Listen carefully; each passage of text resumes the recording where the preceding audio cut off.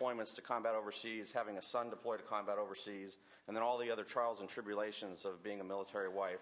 And she's stayed by my side through all of it, and I love her very deeply, and I'm thankful to have her in my life. Very good.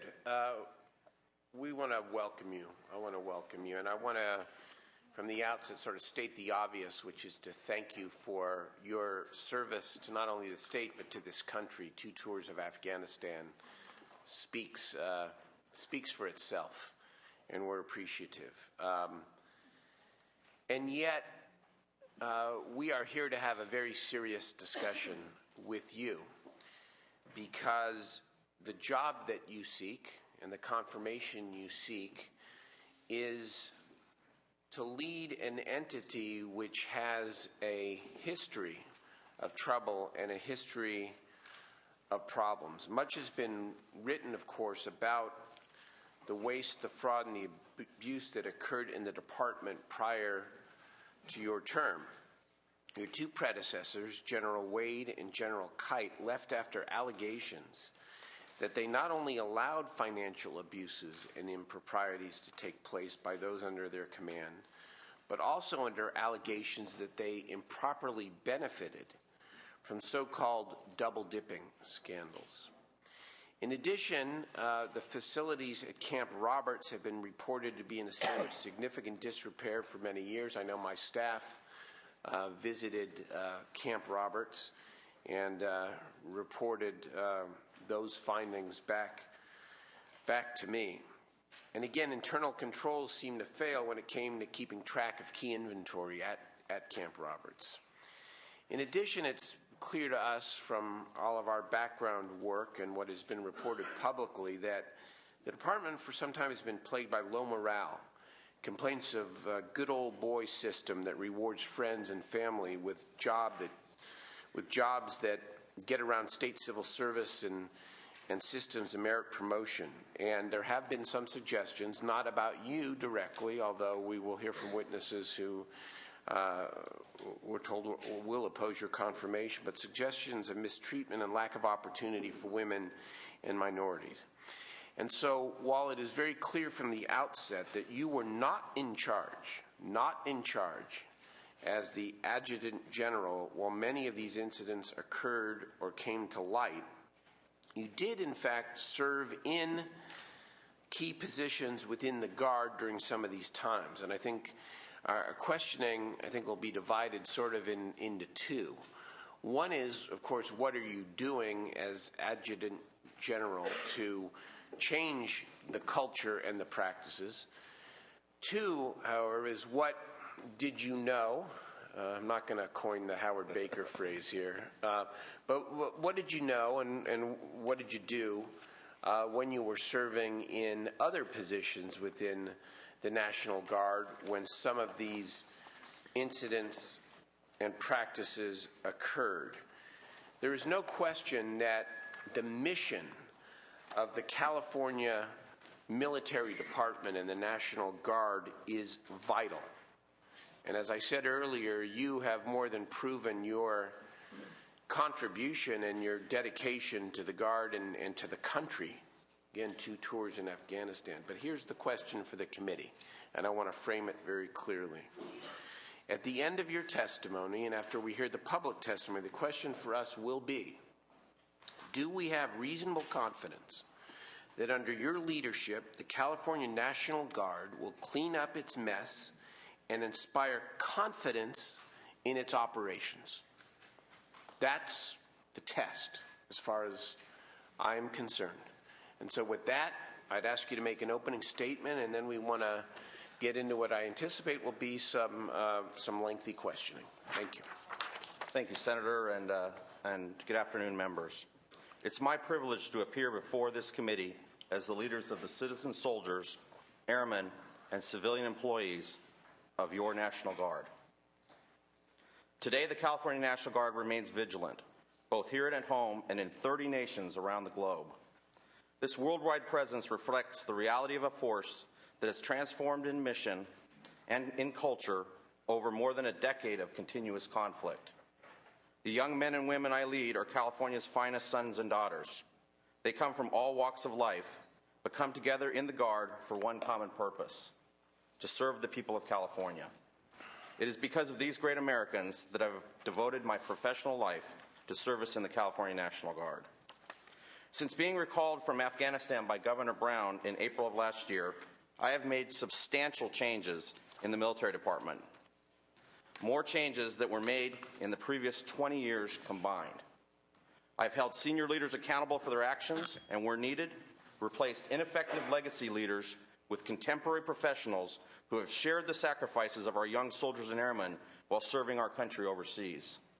These officers included proven leaders from outside of California that bring a fresh perspective and best practices from throughout our nation's National Guard. In addition, my team moved rapidly to implement a broad range of internal controls, as well as conducting fiscal, ethical, and personal management training programs designed to ensure we use state and federal resources appropriately, effectively, and efficiently. Further, I have realigned the organization's priorities to focus singularly on soldier and airman readiness to provide the nation's best military emergency response to the citizens of California. Most importantly, we have moved aggressively away from being an organization whose leaders were focused on what they could get from the system to one based on a foundation of ethical conduct, accountability, and selfless service. Here are several examples of decisive actions I've taken in the 10 months since being appointed the Adjutant General of California. I have replaced virtually every key leader in the organization. We now have a team of professional military officers that live the Army and Air Force values of loyalty, duty, respect, selfless service, honor, integrity, and personal courage. I have taken aggressive steps to improve diversity where it is needed most at the highest levels of our organization. Today, 4 of our 8 Army National Guard brigades are commanded by highly qualified minority or female officers. In March, when Colonel Laura Yeager assumes command of the 40th Combat Aviation Brigade, that number will jump to 5 of 8. This summer, when Colonel Kelly Fisher returns from Afghanistan and assumes command of the 49th Military Police Brigade, that number will jump to 6 of 8. That means 75% of our brigade commanders in the Army National Guard will be minority or female officers, a figure that's unprecedented. This spring, we will promote Colonel Sylvia Crockett to Brigadier General, making her the first Hispanic female general in the history of the California National Guard. More work needs to be done, however, and I will not stop until the leadership of the California National Guard reflects the diversity within our ranks.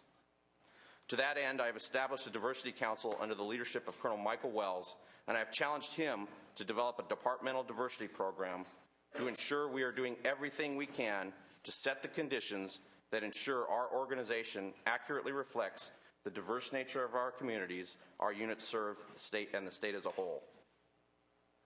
I tackled challenges in our equal opportunity and equal employment opportunity programs head-on.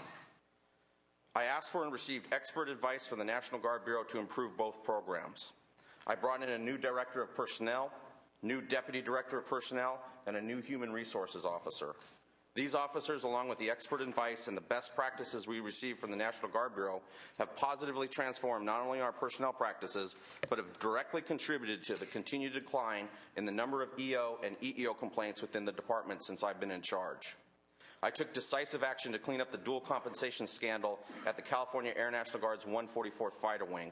After affording due process, I relieved a Brigadier General and a Colonel from the 144th for their roles in the scheme. We disciplined 10 other pilots, and we've completed recruitment actions against all the pilots involved.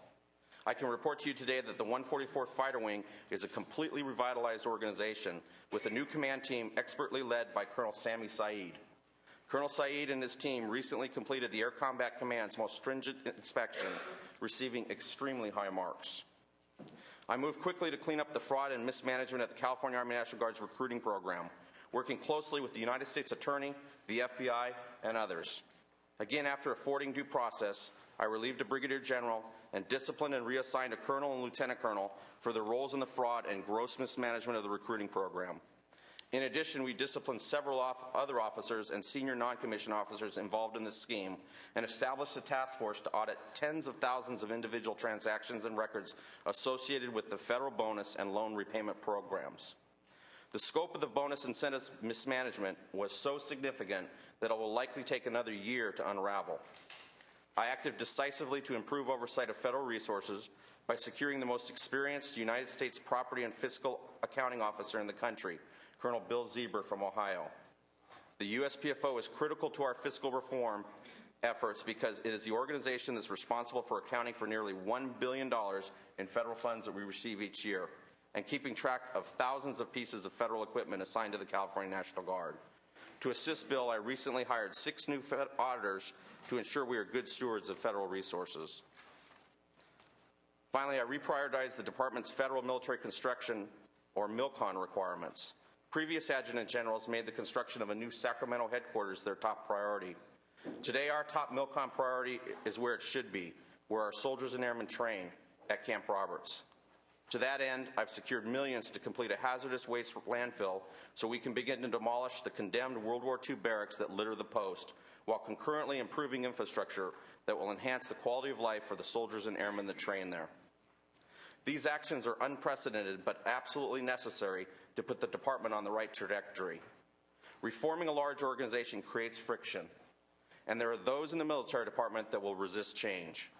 That said, aggressive changes are necessary to ensure the long-term success of the department, and I take seriously my charge from the governor to make these necessary changes. As your adjutant general, I accept full responsibility for all the organization does or fails to do.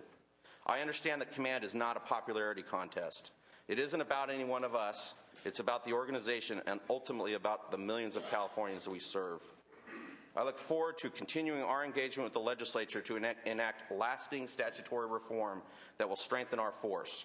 I firmly believe that we are the right team to regain your confidence and the confidence of the people of this great state and achieve my personal goal of giving California the best state military force in the nation. Thank you very much, General, for that opening statement. Let me first review some of the categories, and there may be other categories, of course, that the members want to cover this afternoon. But we want to talk about the dual pay scandal, what you've done about it, and where you were and what you did at the time it occurred. We want to talk about the fraud and recruitment bonus and loan payment programs and ask those same 2 sets of questions. We want to talk about the deteriorating conditions at Camp Roberts. You've already spoken in your opening statement a little bit about what you're doing. Want to ask about what you are doing to encourage people from within all ranks to report misconduct where they see it, and what you are doing to protect whistleblowers. So let me begin, if I might. And we had a chance to spend some extensive time together, and I appreciated it because it gave me a better sense for who you are and what you are about. I want to talk about, first of all, the dual pay issue. Can you explain what the scandal was? Sure, Senator. We actually had 2 dual compensation problems. One was in the 144 Fighter Wing that I already discussed. But the one here in Sacramento involved my predecessor's predecessor, Major General William Wade, who had inappropriately dual compensated himself while serving as the adjutant general. Okay. So I want to go back to General Wade and what occurred during this period of time. And the time period I want to focus you on is 2009, specifically August of 2009. What was your position within the National Guard? I was chief of the Joint Staff Division. I worked for a 1-star general that was a separate staff that had oversight of emergency response, youth programs, the State Military Reserve, and some administrative areas within the military department. And what were your duties specifically? My duties was to coordinate the staff functions, so I had responsibility for coordinating and ensuring that the subordinate staff officers were following the direction of the general that we worked for. Okay. And as a result, were you privy to a lot of what was going on within the the higher ranks of the California National Guard? I was privy to a lot that was going on within the military department. I knew I had a coordinating role with the Army National Guard and the Air National Guard, though I was not responsible for what went on in those entities. And I had exposure to the general officers, but mainly the general officer that I worked with most closely was my immediate boss. Okay. Now, in July of 2009, a federal auditor sends correspondence to the California Military Department in which they ask for state payroll records without specifically referencing what the purpose of that request was. Is that correct? That's correct, Senator. And you were privy to that. You were privy to that request? I was. The United States Property and Fiscal Accounting Officer at the time, Colonel Charles Bourbeau, sent the request directly to me. Okay, and did you know why the federal auditor was requesting that information? He did not say in his email strings, but I had a suspicion that was related to a nationwide audit of federal personnel days for general officers across the entire National Guard that the National Guard was doing in the wake of a scandal that had developed in Texas, where the Adjutant General of Texas allegedly had been misusing those federal resources.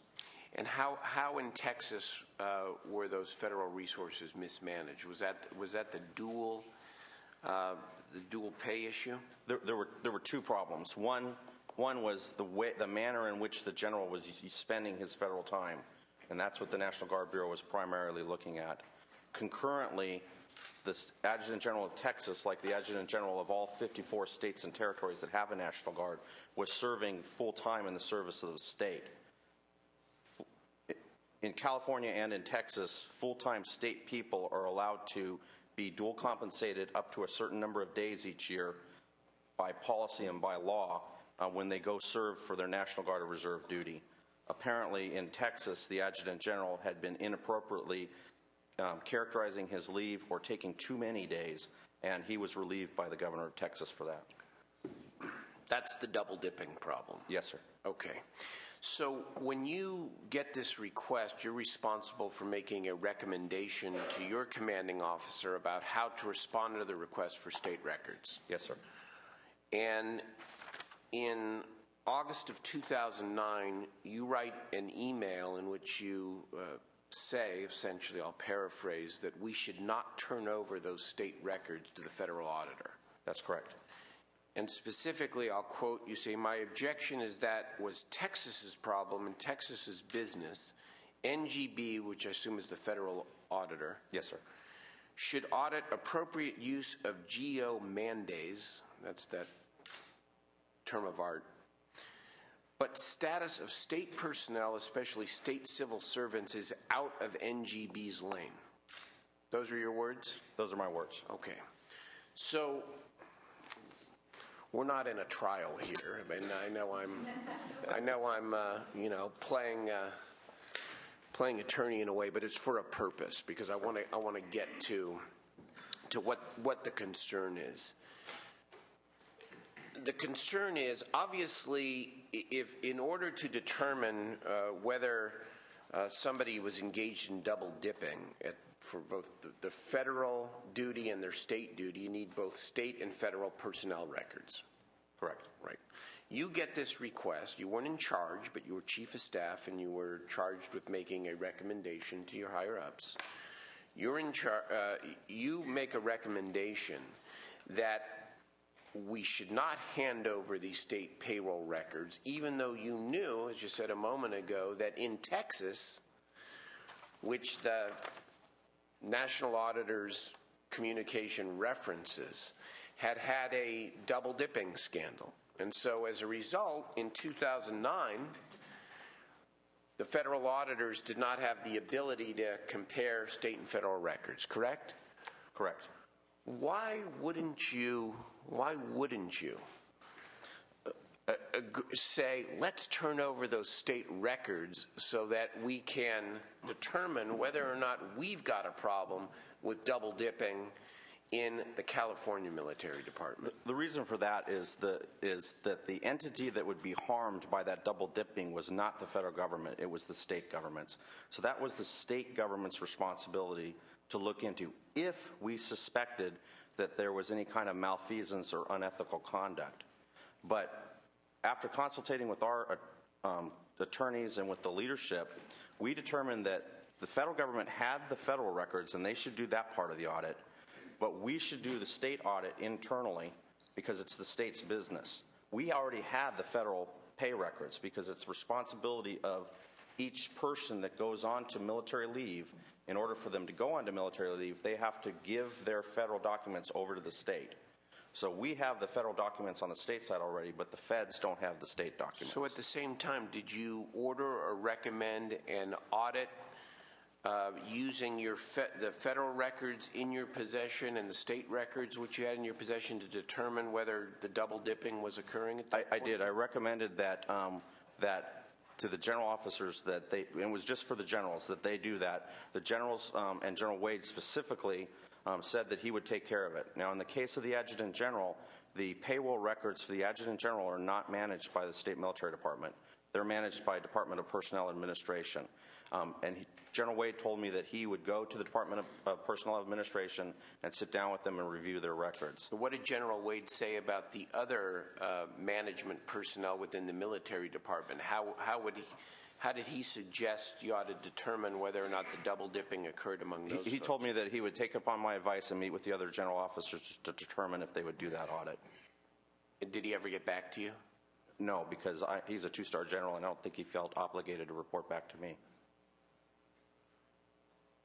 And again, Senator, I had no reason to believe there was any kind of malfeasance. At this point, we had had no complaints. We had had no audits that had been done previously because we do have internal auditors that had found any kind of problems. Now, those auditors had been looking at all payroll records, but not necessarily the Adjutant Generals because, again, that was DPA. After I took command as the Adjutant General, I immediately ordered an audit, and I brought in both federal and state auditors together because I learned the lesson that that's what they should have done then, to take all the records side by side.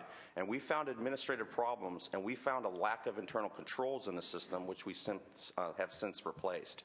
But even had they done that at the time, it would not have found the problems with the Adjutant Generals because his records are maintained by DPA. By DPA, but it would have found problems with the other people who were engaged in the so-called double dip. Yes, sir. And actually what they found was none of them had violated the intent or letter of the law. There were administrative errors, so there was no egregious double dipping as occurred in General Wade's case. It was only General Wade that was involved Yes, sir. in the egregious Yes, sir. double dipping. So, as I said, the big picture here is about the culture and tone that you will set as the leader of the military department. And so I'm just wondering, in retrospect, now that you sit here, whether or not in that instance where you could have assured essentially a double audit, a federal audit, as well as an audit on the state side, whether you feel differently now about not giving those records over to the federal auditor. I don't think I still would have given the records over to the federal auditors because, again, there's a state sovereignty and constitutional issue there. What I would have done, though, instead, and which ultimately I did when I became the Adjutant General, is invite them into our headquarters to work hand in glove with our auditors and work together as a team. One significant change that I made almost immediately after becoming Adjutant General, one of the problems is the federal entity that does all these audits is located in Camp San Luis Obispo on the Central Coast, which is about 300 miles away from Sacramento. I requested of the Chief of the National Guard Bureau in Washington, D.C., for whom that officer works, to transfer that function to inside our headquarters in Sacramento. And now that federal financial oversight person's office is literally right across the hall from my office. So instead of being 300 miles away, he's right across from me to where Senator Alquist is sitting. So that's one change that we made so we can better integrate the oversight efforts. Because one of the biggest problems I had coming in as the Adjutant General was a lack of internal controls throughout the organization. I made internal controls one of my top 3 priorities, and I operationalized that through moves like bringing that federal officer into our headquarters. With the intent now to fully share information that is necessary to compare federal and state pay records if anything like this arises again? I'm sorry, say it again, Senator. I said you brought the federal auditor in, as you say, and I'm asking whether your intent then is to be able to fully share federal and state pay records where appropriate to determine whether anyone going forward is engaged in this practice of double dipping. We implemented that the first month that I was in command. Okay. One of the problems that was happening was the federal and the state system had no way to talk to each other. Either it was a manual system, and even then there were still legal and policy barriers that we broke down. Now, in order for someone to go onto federal duty, they must provide their federal chain of command with a copy of their leave statement from the state side if there's someone that's a state civil servant or on state active duty.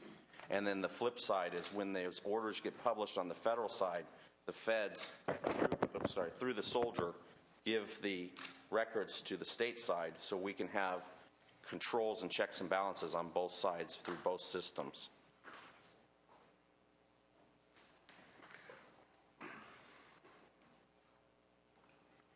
There was also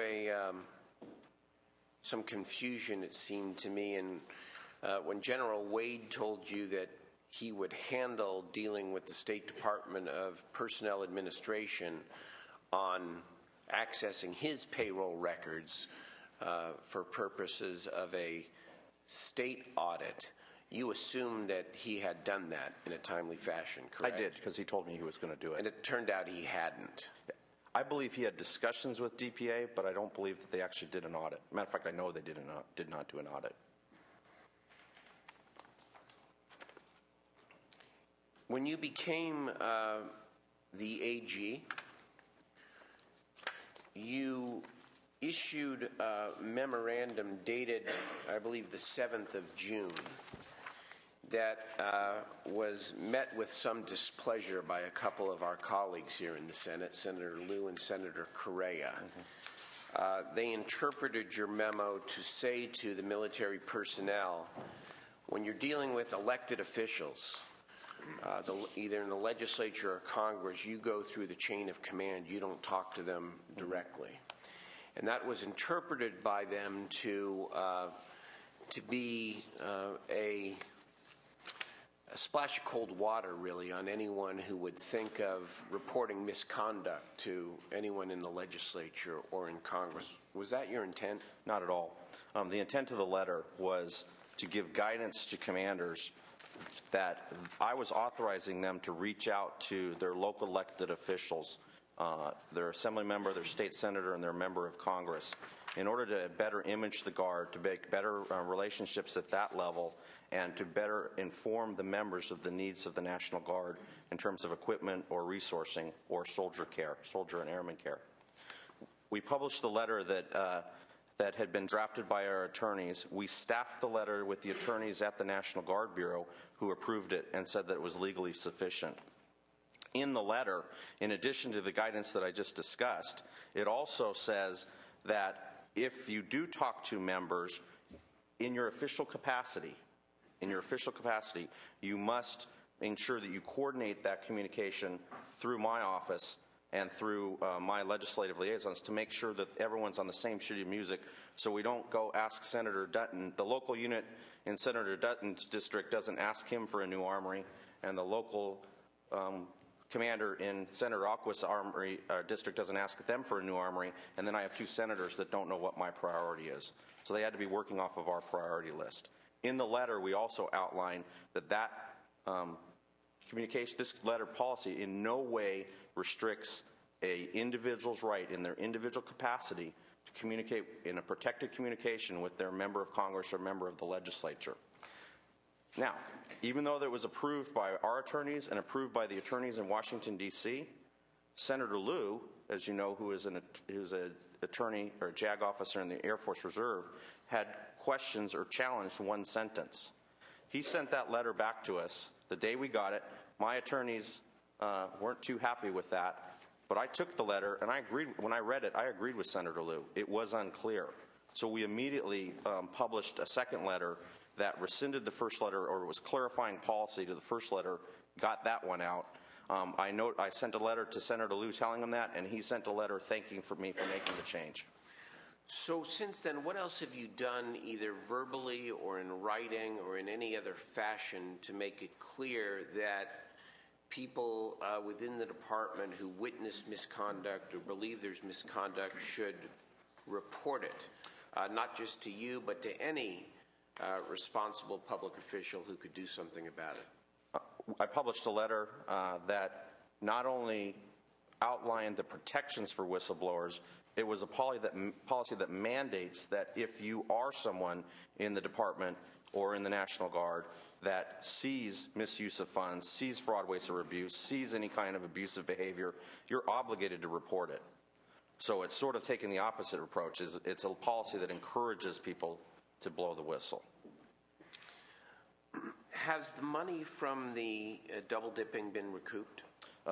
For the Air Force, on the Air Force side, all of the money has been loaded into the federal recoupment system, and whether they recoup by paying back out of their monthly checks or whether they pay it back through the IRS, I'm not sure, but that's in the process. For General Wade, the State Controller's Office has presented him with a bill that was adjusted recently with the passage of the bill that changed the statute of limitations to go back 6 years.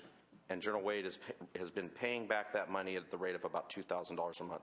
So he negotiated a payment plan with the Military Department and the State Controller's Office.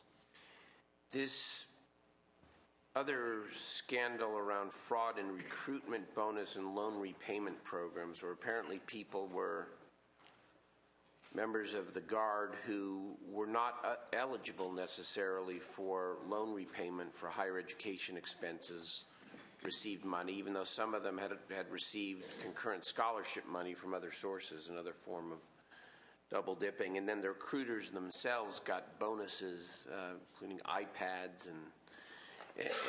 and other things. Two questions. One, have all the overpayments in that regard been recouped? Again, all this before your time. And secondly, what steps have you taken to prevent future abuses in this particular area? Sure. Not all the money has been recouped. As a matter of fact, we've only recently begun to send out the notices to the soldiers that there may be a problem, because we're operating in the main of the presumption of innocence, that many of these soldiers that took the bonuses did not have any willful intent to defraud the government. So we have to validate. Some of them may have been eligible for the bonuses, but they filled the paperwork out wrong, so we need to help them. Some of them may have been misled or misunderstood, thought they were eligible, they actually weren't, but there was no intent to defraud the government. We'll collect that money back with a payment plan so we don't put anybody out of their house or lose their cars or anything like that. But then there are some people that it appears willfully defrauded the government, and those soldiers were working with the district attorney's office to determine if they're going to prosecute any of them or if we can prosecute them. We only recently got all the records. The U.S. attorney had the case up until November of this last year. They weren't able to turn over any of the documentation to us or the evidence. We got that evidence in the last 2 or 3 months, and we're working aggressively with a team of lawyers, accountants, and clerical people in order to determine who's going to have to pay, who needs to be punished. And you have the second part of the question too, Senator. What are you doing? What am I doing about it? First thing that we did is we changed the leadership in the Recruiting and Retention Command with a clear mandate that I expected them to behave ethical and set an ethical climate within that organization. I keep getting admonished to slow down.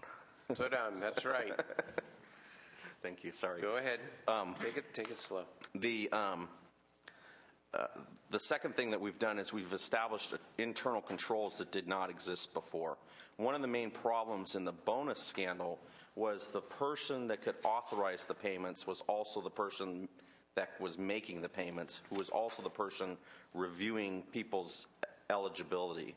We've now separated all those functions, and we've separated them such that they're not even resident in the Recruiting Command now. They're now resident in other parts of the organization. And then finally, I directed a monthly audit of those pay records, again by an independent staff entity.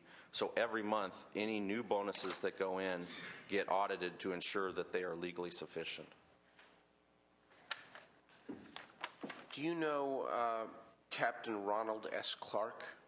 I've never met him, no. You know who he is, the federal Yes, auditor? sir. He's the original whistleblower, along with two NCOs. On the issue of these recruitment bonuses. Yes, sir. So in one of the newspaper articles from the Sacramento Bee dated October 10th, 2010, Mr. Clark said that he was responding to concerns expressed by a Sergeant Duke, and Lathrop. Yes, sir. Did you know those two? I not at the time. I only very recently met them. You did not know them at the time? I did not. Okay. The auditor, Clark, says the two sergeants had been, quote, screaming like crazy about this, the problem, to any leader who would listen. And so I asked you early on whether you were privy to sort of a lot of the goings-on within the military department. Did you know anything about the way these recruitment bonuses were being handled by Ms. Jaffe or anyone else at the time? Not until the federal investigators had already arrived, or perhaps on the eve of their arrival. Sergeant Duke and Sergeant Lathrop worked in the recruiting command, which was not in my area of oversight, and they also worked in a building that was about 5 miles away from the headquarters in which I worked. I knew that there was issues and problems within the recruiting command. I did not know the scope of this particular problem, and I did not know that there was fraud that was going on. What did you know? What were the I knew issues? there were leadership problems, and I also knew of some other what I thought was unethical behavior that I brought to the attention of both my chain of command and the serving Army chain of command at the time. They did not take action on my complaints, so I went to the federal Inspector General, and I filed 2 formal Inspector General complaints against the leadership of the Recruiting and Retention Command. This was prior to or after the scandal broke? It was prior to the scandal breaking. I don't know. I have to go back and look at the timing of it. I think it was prior to the scandal breaking, because the scandal broke. The scandal really broke after I already left to mobilize to go to Afghanistan. So it must have been before. And what did you file the request for? I filed a formal Inspector General complaint to the Federal Inspector General that reports back to Washington, D.C., that I thought that there was waste, so in the fraud, waste, and abuse category, there was waste in the manner in which the recruiting command was spending its money. What was the waste? There were two instances. The first was every year that organization did an annual conference, always at some sort of resort or resort community, in which they would invite all of the soldiers that were recruiters and their family members to come spend a week at the resort. I found out about it for the one that was held in Palm Desert. I believe it was in 2009, and asked about what their training program or training schedule was, because it just seemed odd that they'd be doing it at Palm Desert. The Army is usually really good at picking places that are not so nice to send people. They had no training schedule other than one night during the week they were going to do an awards banquet. So I made a complaint to the chain of command. They did nothing. I went to the Inspector General. The Inspector General did a quick review of it, substantiated that that would perhaps be wasteful use of the federal government's money. So they consulted with the chain of command, who, because the Inspector General was now involved, redid a training schedule that, in my mind, was done. They kind of reversed engineered it. They did it to meet the mail instead of actually laying out what training needed to be done. When I became the Adjutant General, one of these conferences was already planned in Lake Tahoe, and it was sort of the same model. I immediately canceled it and prohibited future such use of the taxpayers' money. Very good. What was the second reason for contacting the Inspector General relating to the Office of Recruitment? Sure. The second one was the recruiting office's headquarters were at a complex that we, the National Guard, have at the former Mather Air Force Base, and they had more than adequate office space there for the Recruiting and Retention Command. The chain of command in that organization and in the Army National Guard made a decision to move that entity to another office space in Rancho Cordova. The office space that they chose was very extravagant and expensive. I thought it was far too opulent and suspected that it exceeded the contracting limits or the contracting amounts, and there was better use for the taxpayers' money to leave adequate office space to go to extravagant office space. And you went up the chain of command again? I did. Were ignored? I did. Got nowhere there. Went to the Inspector General. The Inspector General did an inspection and an audit with the federal auditors, and they found that the contracting was done properly. It was done properly on the federal side and with the Department of General Services. However, when I became the Adjutant General, I still think that office space is too expensive, even if it's within the federal rules. And what I've directed is when that lease expires, because it'll cost us more to get out of the lease than to stay in the lease, we're going to find adequate office space, but it's not so expensive. Okay, last question for now, and then I'm going to turn it over to my colleagues on this subject. I need to understand this. You knew a lot about this particular office. You knew that they were trying to move into digs that you believed were more expensive than they needed to be. You knew that they were having these, scheduling these conferences and that they were a little over the top and didn't need to occur. So you knew enough about those folks. You didn't know anything about the way they were handing out money to recruiters to deal with this apparently great pressure to bring more people into the National Guard during a period of wartime. Yes, sir, and for two reasons. One, the two things I complained about were very visible activities, big conferences, physically moving to other office space. As far as the bonuses, just like in the double dipping issue, I knew that there were bonuses that were authorized for Army National Guard soldiers and officers to join. I had no reason to suspect, because I knew people were getting bonuses, that they were not being done in accordance with the rules, because no one had complained and no one had complained to me. Okay. So there was nothing on the surface that you could see that was going wrong. It was beneath the surface where there were lack of internal controls that were causing the problem. And what, I'm sorry, what was an appropriate bonus under the policy? I'm not completely familiar with all the details, so I can give you an overview of how the bonus system works. Generally, the way we do bonuses, either for re-enlistment or for new enlistees, is we have critical specialties where we have shortages. For example, one year we may need more infantrymen, another year we may need more tuba players, whatever the specialty is. And working with the National Guard Bureau, we set priorities, and the most critical vacancies can offer a bonus for enlistment or a bonus for re-enlistment. With a limit on the amount? Yes, sir, with a limit on the amount. The enlistment bonuses over the past several years have been $20,000. I don't know what the officer bonuses were per person, and I don't know what the re-enlistment bonuses are. So both the recruiter would get a bonus as well as the... That's a separate program. The recruiter program, well, actually, yes. There was a program called RIPO. I don't know what the acronym stands for, but it's Officer Recruiting Incentive Program. And under that program, an officer that got recruited, the person that recruited him would get a bonus for that officer. I'll tell you, that to me it's just a subject, maybe not for this particular hearing, but for an oversight hearing by the Veterans Committee as to whether or not the state ought to be in the business of handing out, recruitment bonuses. I get the notion of loan forgiveness for people who enter the active military or the Guard. That sort of makes sense to me. But the recruitment bonuses for better performance. I mean, Senator, that's a federal program. It's federal dollars. It's authorized by the Congress and the Department of Defense, because we need to incentivize people to join the military.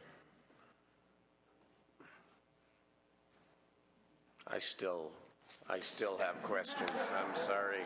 Doesn't mean that we have to that we have to use those dollars in that way. It bears more oversight and scrutiny here going forward, because there's obviously potential for real abuse here. It was proven before your tenure.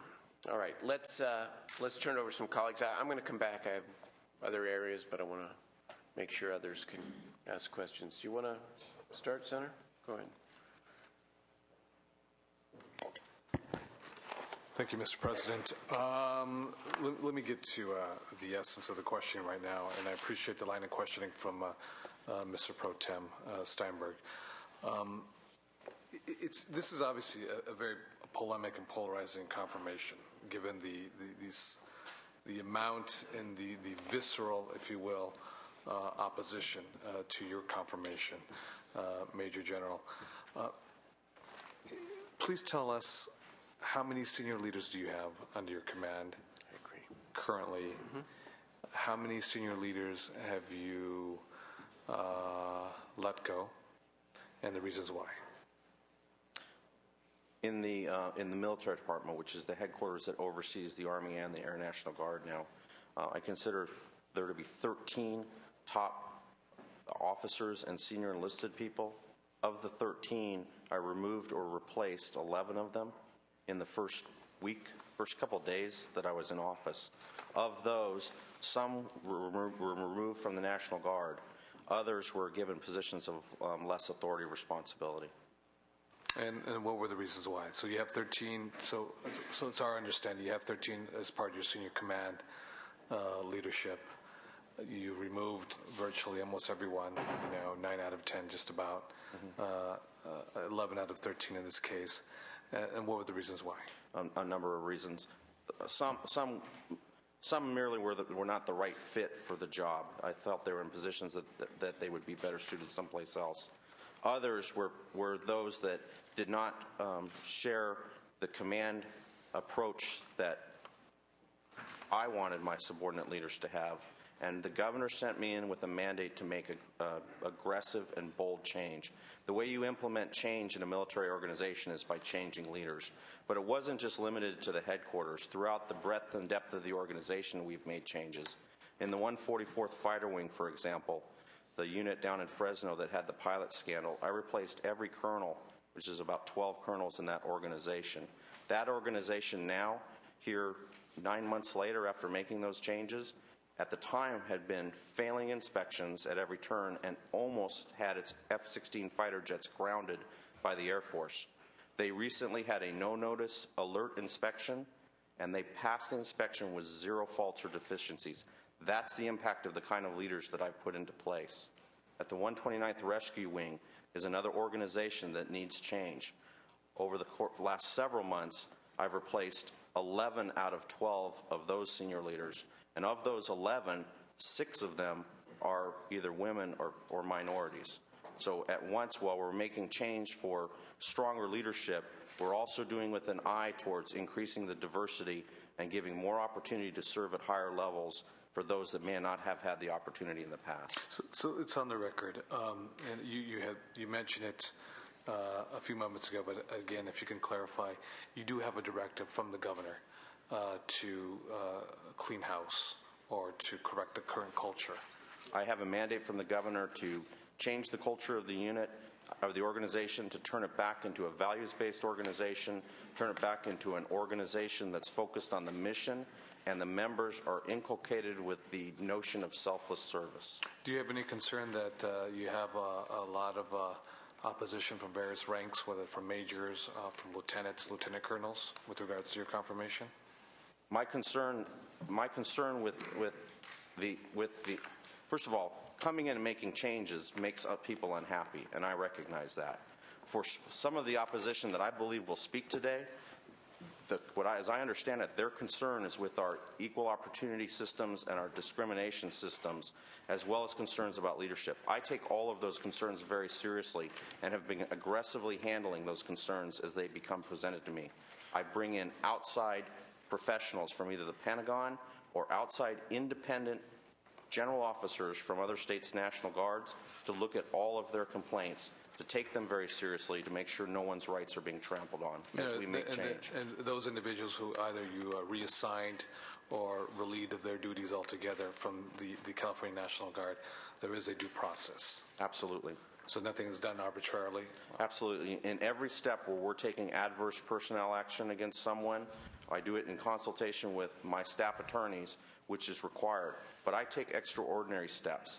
In addition to that, before I take any adverse personnel action, I also coordinate it with the Federal Inspector General, who's the independent federal officer that's from the Pentagon assigned in our headquarters to ensure that we're not going to cross any red lines or make any mistakes. I also, from the most senior positions, coordinate those actions with the governor's office so they're aware and concur in those decisions. And then finally, we coordinate with the National Guard Bureau Inspector General and their attorneys, their JAG officers in Washington, D.C., and the Department of the Army Inspector General. So at every step, we check and coordinate to make sure that we are following the regulations and that we're affording everyone due process. So the CYA culture is alive and well in the military, I see. It's always a good idea. And frankly, I believe in it very strongly because part of my role as a leader is to instill good order and discipline, but at the same time, our soldiers and airmen have rights, and we have to protect those rights.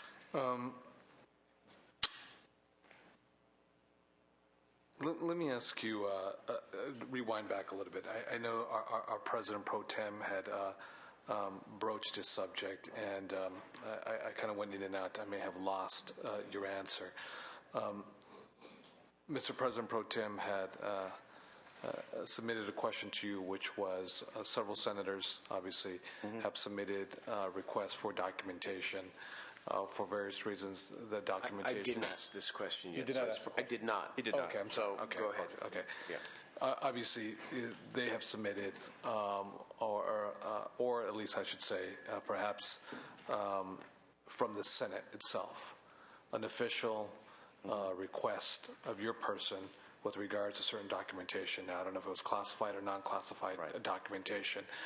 It is my understanding that the reply was unsatisfactory to them.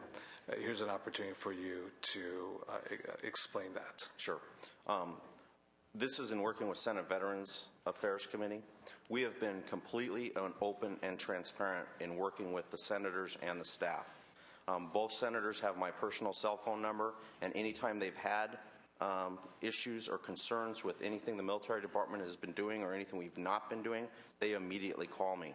Neither senator, prior to this letter that went out the other day, neither senator had called me and told me that there was a problem where my staff had not been giving documents to them. So this is the first that I've heard of that. In addition, we set up a working group that consists of members of my legislative liaison staff, the committee consultant from Senate Veterans Affairs, and the committee consultant from the Assembly, to have a working group to discuss military department issues, specifically in the beginning, transparency. And we worked with them to meet every one of their requests for information. Now, there were 2 occasions that I know of, and only 2 occasions, where they asked for documents that they asked for tens of thousands of documents. For example, the first request was a request for every state personnel record, and we have about 800 people between state civil servants and state active duty members. And this request came from specifically? The committee staffer. Of the Senate? Of the Senate. Okay. That's correct.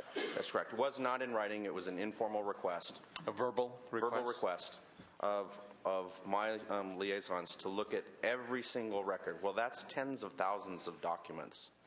And it would be quite a bit of state funds expended for us to copy all the documents, redact all the personal information, and transport them over. But we wanted him to help him answer his question. So what we offered, and as a matter of fact, in this case, I had heard about the request. I went down and met with the staffer personally. And what I offered was that we would take him to our warehouse where we keep all the repository of records, as well as our headquarters where the current records are, and allow him open access to any of our personnel records.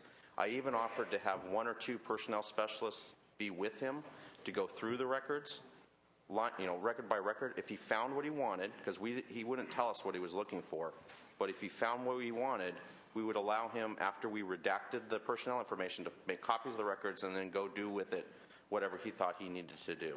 So let me ask. So it's on the record. So you have officially, you have not received a written request either via email, facsimile, or U.S. Postal Service with regards to a request for documentation of classified or non-classified documents. Not that I know of, or not that we did not answer, or not that we did not work with the staff to find another solution to giving them the information. So there may So one second, because you went around about in three different directions right there. It's a very simple black and white answer. It's not too vague or ambiguous. It's you have not received written documentation either via facsimile, U.S. Postal Service, or via email a request from the Senate committee of any classified or non-classified documentation. not that I know of. That's what you know of. Right. Okay. All right. And Senator, if there is an outstanding request that I'm not aware of, we'll act upon it immediately. Okay. And provide the documents, because I have given guidance to all of my staff, and I've given assurances to every member of the legislature that I meet that we will be fully transparent. We understand and respect the oversight role that the legislature has over the executive branch. And as a matter of fact, that's part of the Constitution that we swore to defend with our lives. So I take it very seriously. Okay, and just one last thing. I don't know, and maybe you can enlighten us. The pattern of those in charge of the California National Guard have they done combat duty or non-combat duty? Is it a mixed bag? When I took command, only 2 of our general officers, we have about 13 generals in the state of California, because we have a very large National Guard, the largest in the nation. Only 2 of the 13 had been in combat, and only 1 of those had been in combat in the current conflicts. The other was a Vietnam veteran. So this is in the history of the California National Guard. The last adjutant general that was a combat veteran is here in the room, Major General Schober, and he served 30 or 40 years ago. Okay, thank you. I'll come around again. Thank you, Mr. Pro Tem. Thank you. Senator Fuller.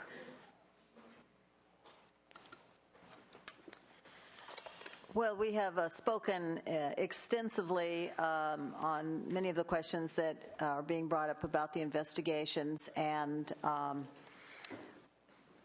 I think that you have demonstrated to me that by your leadership actions that when all the words are said and done, you have disciplined, terminated, or in some way transferred about 114 individuals in the first 2 or 3 weeks or over a 9-month period.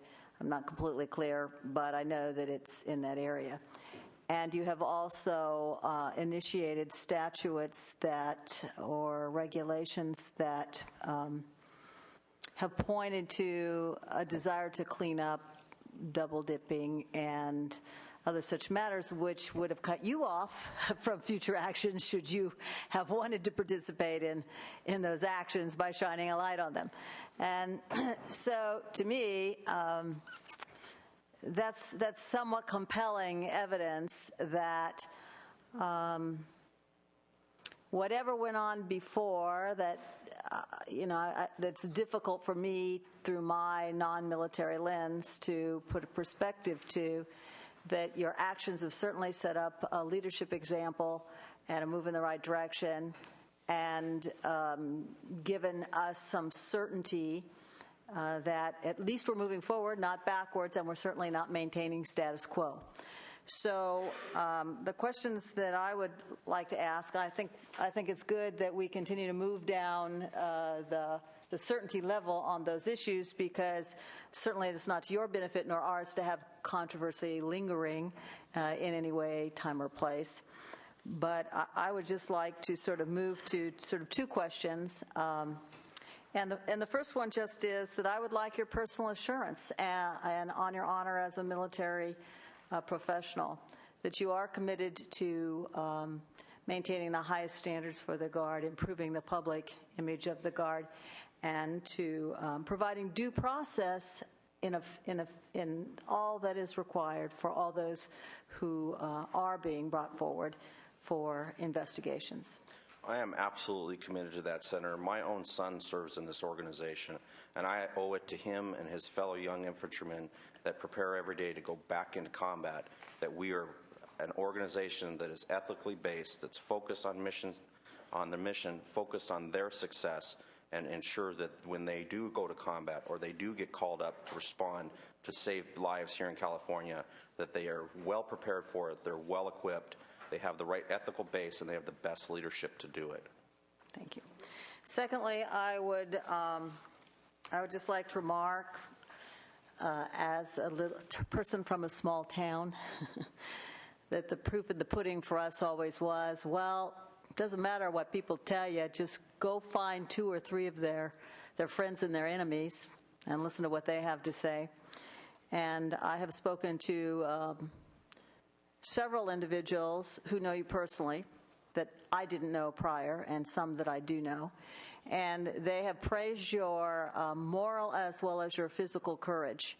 And they have told me that they are very encouraged that for the first time in, 30 years or some long amount of time, that we have a combat veteran in an highest administrative position that they believe, and that's very important for us, that they our fighting members believe will honor them in all ways and support them.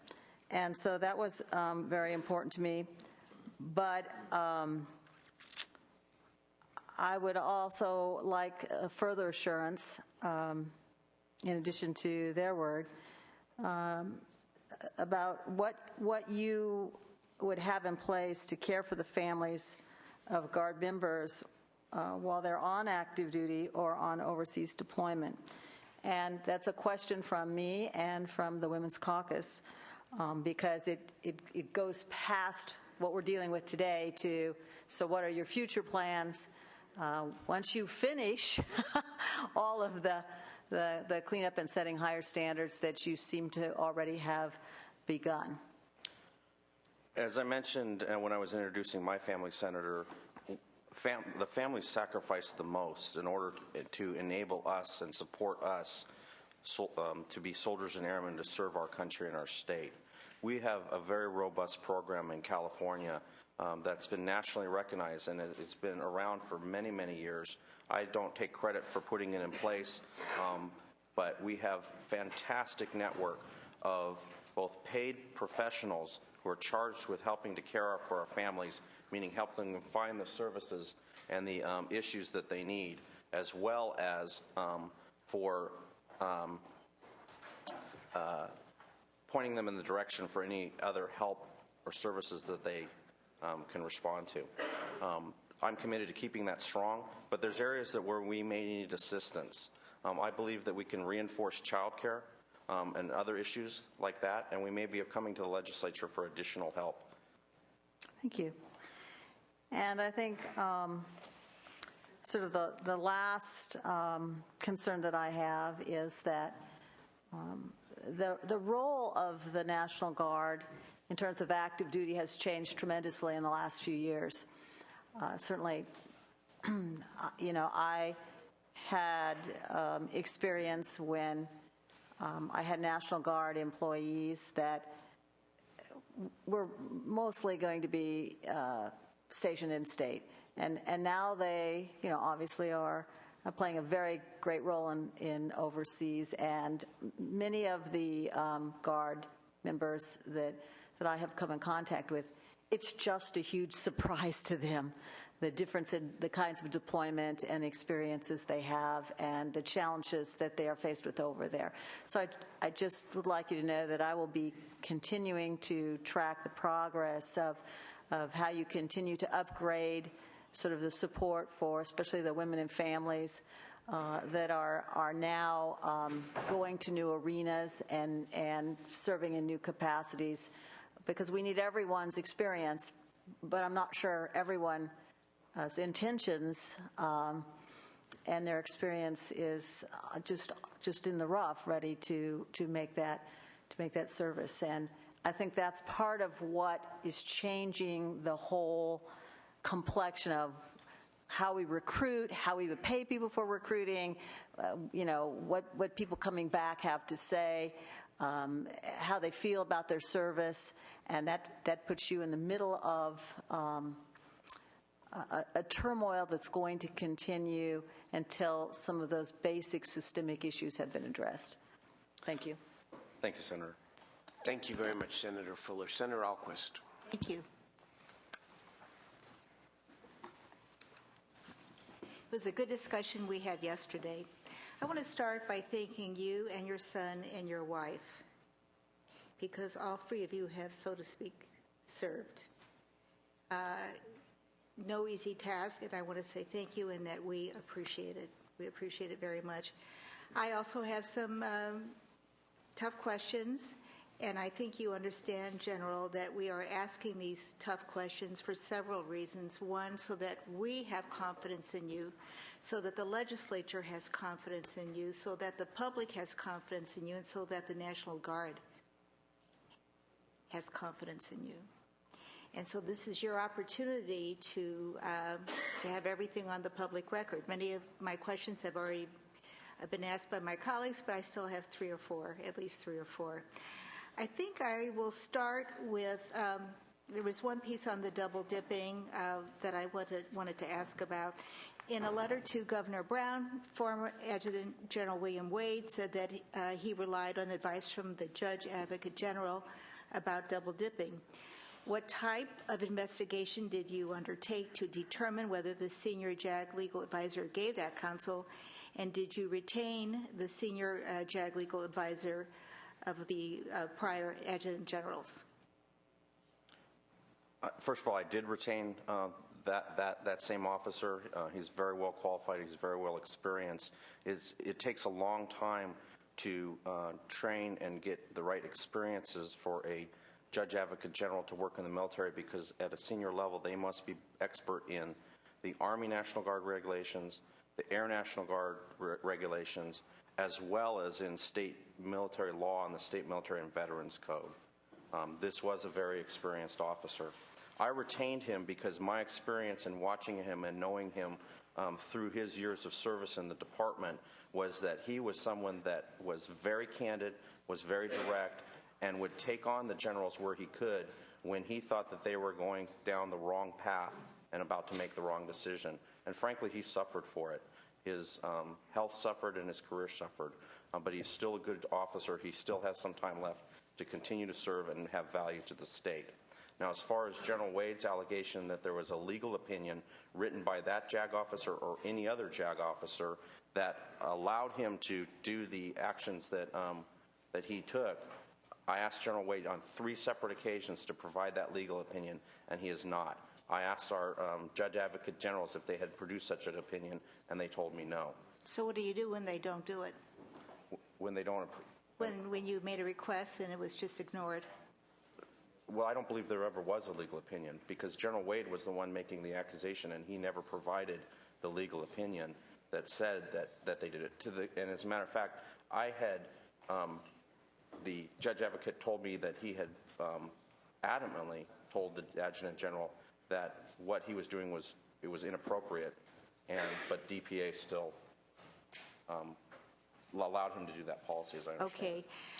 Many of the alleged abuses, and of course the other piece I should have started to say was that this has been one of the more interesting meetings we have had, because... They're all interesting.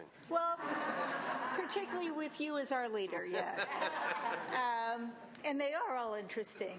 You know, I really, this is a great honor to be on Rules Committee, to be able to ask the questions. And we are representing the Senate, and we are representing the public, because each one of us represents the public. So, there have been a lot of concerns with conflicting information. And so a lot of this is wanting to give you the ability on the record to clarify and to say everything you need to say, so that there aren't questions when we leave, and so that some of these things don't continue to fly around. They all need to be addressed right here. Many of the alleged abuses relate to state active duty, which is viewed as a reward system where friends are given high-paying jobs within the military department. That is out there. How many new state active duty positions have you created, and what specific changes have you made to the state active duty system? Sure, Senator. First of all, the state active duty system is a employment category for our soldiers and airmen that provides tremendous value for the state. It enables the state to have the best emergency response capability in the nation. It enables the state to have the best youth programs in the nation. We also employ state active duty personnel in our facilities engineering directorates and then in command and control and some administrative functions. There have been abuses in the state active duty system in the past. The problem with the state active duty system is that the governing statutes need a lot of work. The state active duty system is managed and administrated through a regulation that we write in the military department, and the Adjutant General has the authority to change that regulation. In the past years, we had an adequate regulation. It needed work, but it had loopholes in it, and commanders and other Adjutant Generals could use those loopholes to hire people onto state active duty without competitive process, to promote people without competitive process. So as the Adjutant General, the first thing that I've done is I've ensured that all of our hires are done through a competitive process. Even though I have the authority by the regulation and technically by the law to make direct appointments onto state active duty, I choose not to do that. We do it through competitive process. And in that competitive process, especially with the more senior levels, we send out announcements, we hold boards, and to make the boards independent, we invite people from outside our agency to sit on the boards. For example, for senior positions, we'll bring in colonels or generals from outside the state that don't know any of our people to be members of the board. And in the most senior positions, I ask the governor's staff to sit on the board also, so we have independent oversight of how we make those selections.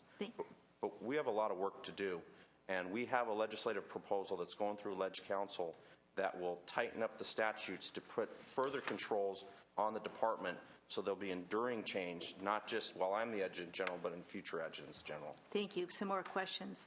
I believe we all know by now, and it's been in the Sacramento Bee, that Brigadier General Charlotte Miller opposes your confirmation. One of the reasons she opposes your confirmation is her allegation that you denied her due process after you separated her from her position.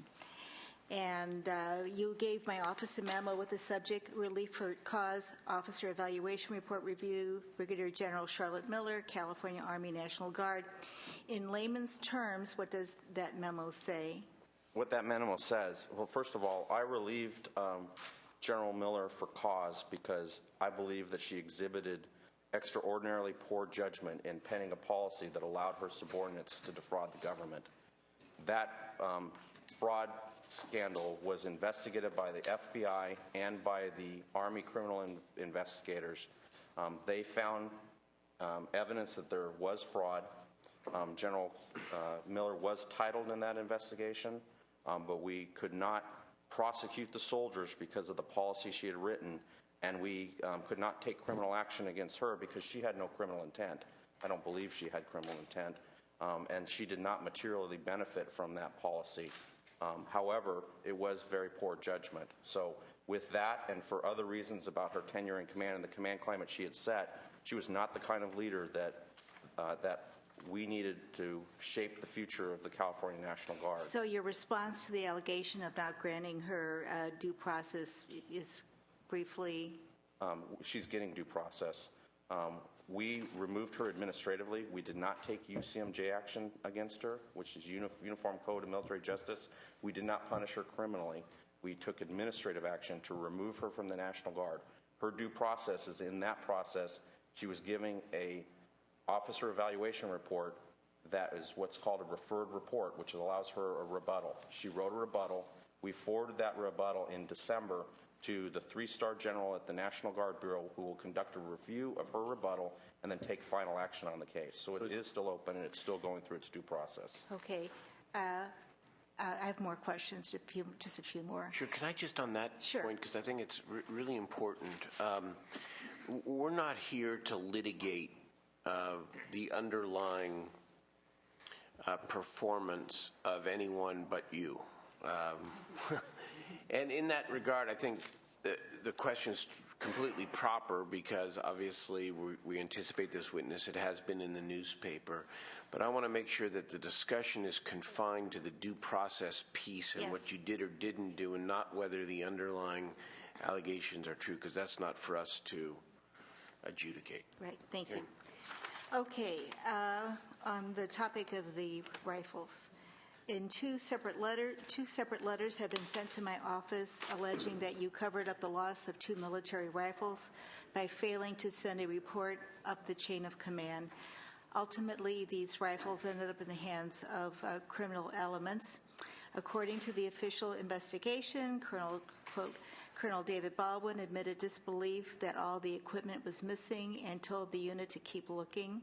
He verbally appointed Major Sandman to conduct a 15-6 investigation into the missing sensitive items, to include weapons. Colonel Baldwin, for his own reasons, did not speak to the Army Division Commander about the potential loss. In his dual role as the J3, he did not forward the serious incident report to the JOC.